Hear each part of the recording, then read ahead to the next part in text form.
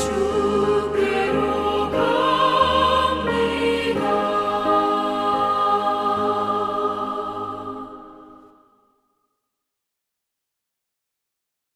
오늘 우리에게 주신 하나님의 말씀은 예레미야 19장 1절에서 6절까지의 말씀입니다.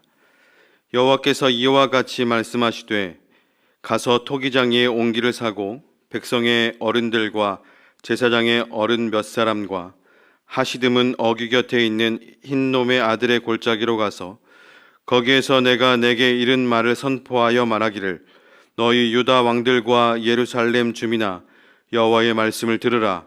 만군의 여호와 이스라엘의 하나님이 이같이 말씀하시되 보라 내가 이곳에 재앙을 내릴 것이라. 그것을 듣는 모든 자의 귀가 떨리니 이는 그들이 나를 버리고 이곳을 불결하게 하며 이곳에서 자기와 자기 조상들과 유다 왕들이 알지 못하던 다른 신들에게 분향하며 무죄한 자의 피로 이곳을 채웠음이며 또 그들이 바알을 위하여 산당을 건축하고 자기 아들들을 바알에게 번제물로 불살라 드렸나니 이는 내가 명령하거나 말하거나 뜻한 바가 아니니라. 그러므로 보라 다시는 이곳을 도벳이나 흰놈의 아들의 골짜기라 부르지 아니하고 오직 죽임의 골짜기라 부르는 날이 이를 것이라. 여호와의 말이니라. 아멘. 할렐루야. 오늘도 우리를 새롭게 하시는 하나님의 놀라우신 은총이 사랑하는 성도님들과 함께 하시기를 축복합니다. 옛말에 청천벽력, 마른 하늘의 날벼락이라는 말이 있습니다. 전혀 예상하지 못했다가 어느 순간 갑자기 엄청난 일을 만났을 때를 표현하는 말이죠. 불순종하면서 살아가던 이스라엘 백성들에게 어쩌면 하나님의 심판의 메시지는 마른 하늘의 날벼락처럼 느껴졌을지도 모르겠습니다. 하지만 사실 하나님의 심판은 그렇게 마른 하늘의 날벼락처럼 갑작스럽게 내려지는 것은 아닙니다. 오랫동안 하나님은 수도 없이 권면하시고 또 경고해 주시고 또 참아주시고 기다리시다가 결국 마지막에는 영원토록 버려지지 아니하도록 마지막 순간에 가서야 심판하시는 경우가 훨씬 더 많다라고 하는 것이 성경의 통찰입니다. 이것이 바로 하나님의 속성이요 하나님의 사랑인 것이죠. 오늘 본문에서 우리는 바로 그 하나님의 사랑, 어쩔 수 없이 사랑의 매를 드시는 긍휼이 풍성하신 하나님을 만날 수 있게 됩니다. 불순종하는 이스라엘 백성들에게 매를 들기 전에 하나님은 예레미야 선지자를 통해서 그 재앙을 미리 선포해 주고 계시는 것입니다. 지도자들과 제사장들을 증인 삼아서 하시듬은 어귀에 흰놈의 골짜기로 가서 어떠한 퍼포먼스를 하면서 명령하고 계시는 것입니다. 너희 왕들과 주민들아 여호와의 말씀을 들으라. 만군의 여호와 이스라엘의 하나님이 이같이 말씀하시되 보라 내가 이곳에 재앙을 내릴 것이라. 그런데 그 재앙이 얼마나 무섭고 떨리던지 그 소식을 듣는 사람들의 귀가 떨릴 것이다 라고 말씀하고 있는 것이죠. 그것을 듣는 모든 자의 귀가 떨리니 라고 기록하고 있습니다. 그런데 왜 하나님께서 사랑하는 백성들에게 재앙을 내리시는 것일까요? 그 재앙을 내리시는 이유가 오늘 4절과 5절의 말씀에 기록되어져 있는데요. 그 말씀을 요약하여 말씀드리자면 하나님을 버리고 바알신, 즉 우상을 섬겼기 때문이다 라고 오늘 성경은 기록하고 있습니다. 하나님의 심판의 매는 날벼락이 아니었습니다. 그들이 저지른 죄악은 너무나 명백해서 하늘이 알고 땅이 아는 죄악들이었습니다. 그들의 행위는 땅을 더럽히고 무지한 이들의 피를 흘렸으며 하나님께서 명하지 않으신 바알 신당을 세우고 심지어는 그 바알 신상 우상에게 자기의 자식들을 번제물로 바쳐서 끔찍한 제물을 드리는 그런 행위들이었습니다. 그러니 하나님께서 그들을 어떻게 그냥 그대로 내버려 두실 수가 있으셨겠습니까? 원수들의 손에 의해 유다 백성들이 무참하게 참회되며 그 시신까지도 제대로 수습할 수 없도록 재앙의 매를 오늘 내리시겠다라고 말씀하는 것입니다.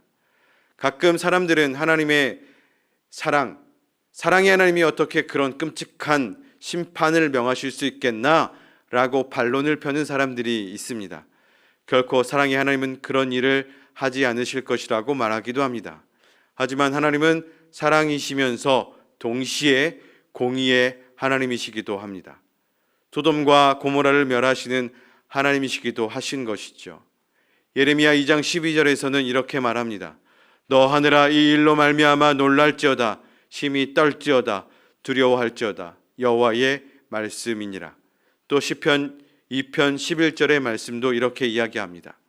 여호와를 경외함으로 섬기고 떨며 즐거워할지어다. 사랑하는 성도 여러분, 우리가 하나님을 만만하게 생각하지 않기를 바랍니다. 사랑의 하나님께서 어떻게 그러실 수 있겠어? 라고 하나님의 공의를 모독하지 않을 수 있기를 바랍니다.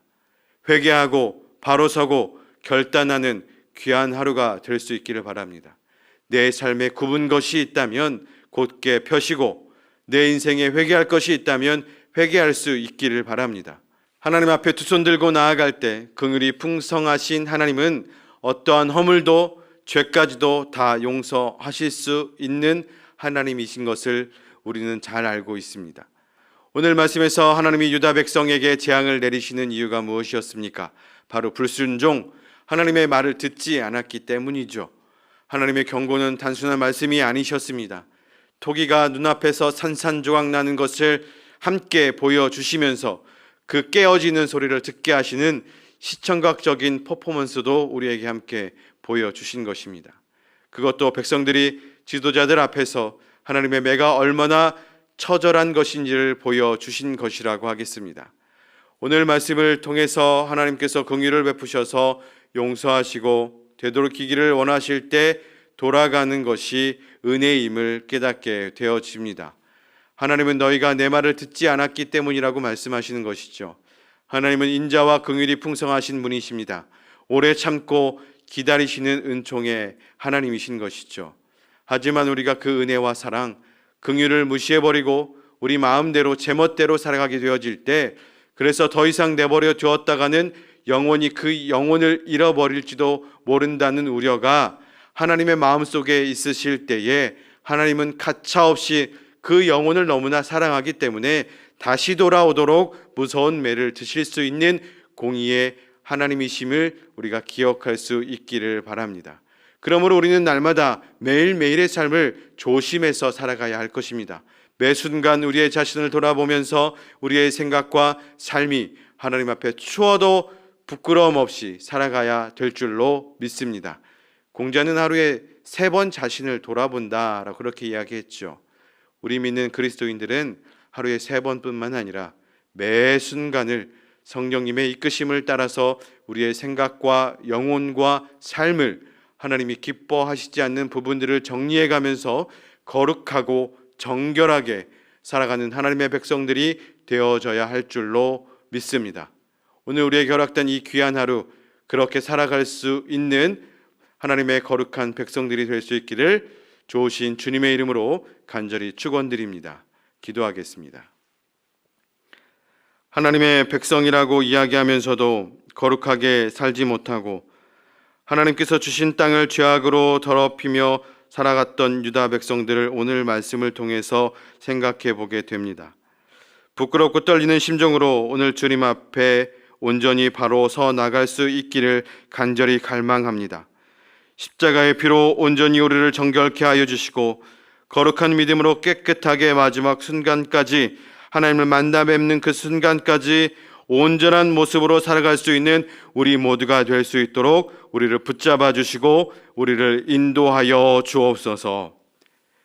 이제는 우리 주 예수 그리스도의 은혜와 하나님의 한량없는 사랑하심과 성령님의 도우시고 돌보시는 귀한 역사가 공의의 하나님, 심판의 하나님을 기억하고 하나님의 말씀을 따라서 온전하고 경건하게 거룩하게 살아가겠습니다 다짐하고 결단하는 하나님의 사랑하는 모든 가정들 머리머리 위에 이제로부터 영원까지 함께 하시기를 간절히 축원하옵나이다.